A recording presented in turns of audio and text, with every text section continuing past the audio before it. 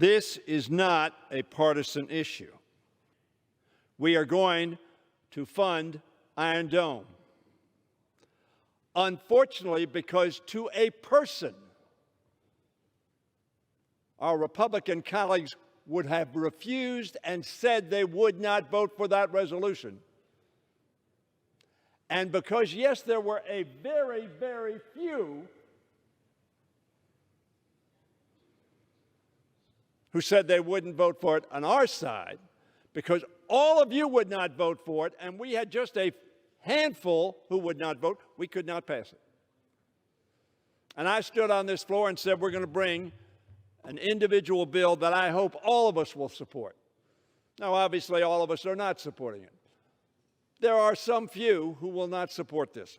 But the overwhelming majority of this Congress, not in a partisan way, but in an American way, will support defending the democratic state of Israel created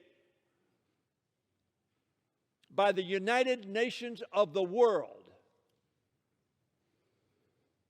to be an independent, sovereign, secure nation. And very frankly, in a bipartisan way, no nation on earth has been more important for the survival and security and sovereignty of that nation than the United States of America. Today continues that commitment. We bring this bill to the floor with the expectation that it will be overwhelmingly passed, because we will put behind us partisanship. Support for Israel has traditionally and must always be a bipartisan issue.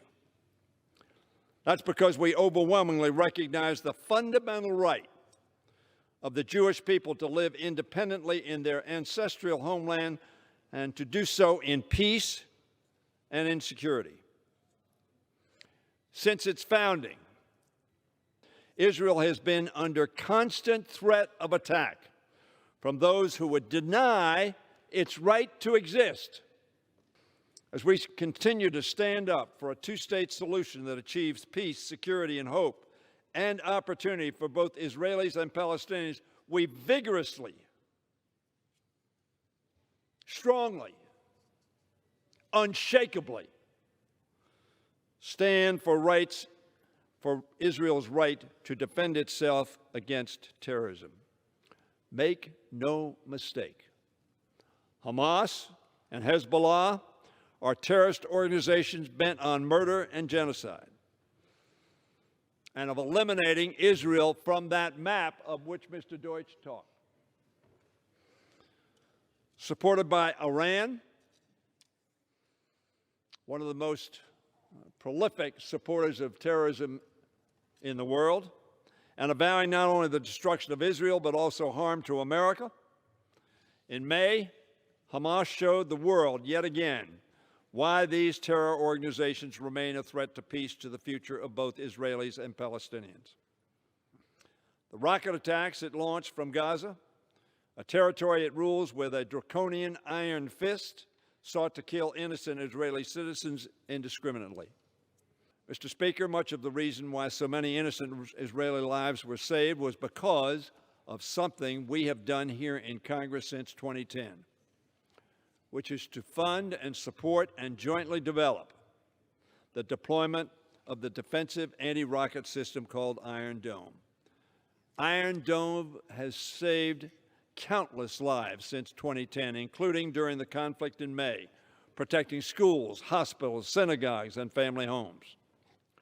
During a period of 10 days in May, Hamas fired more than 4,400 rockets. 10 days. 4,400.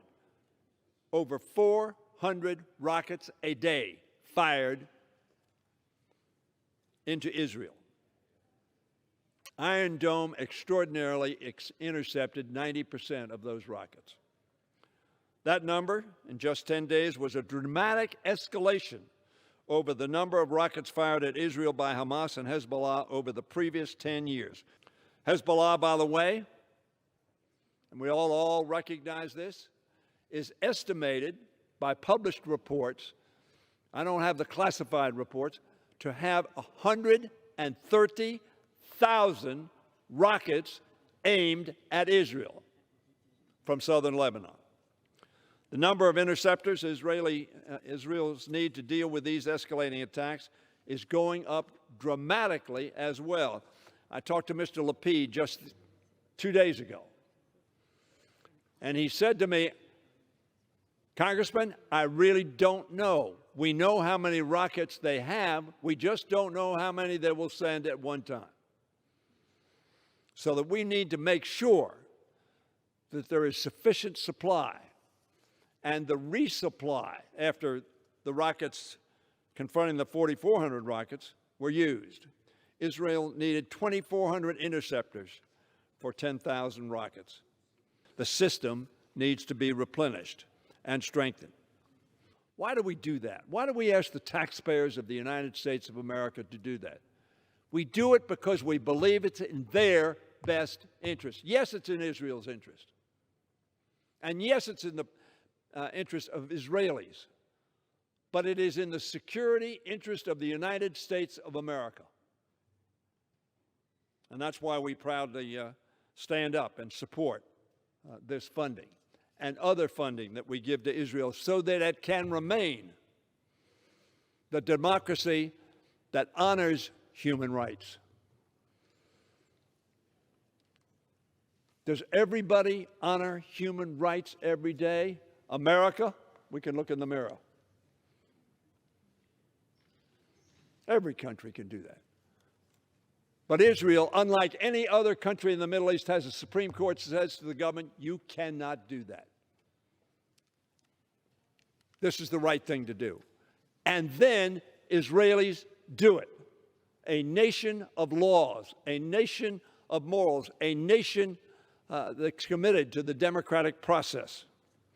Today, I believe that we will again evidence our broad and bipartisan commitment to Israeli security, Israel's security, the safety of its people, and its right to self-defense.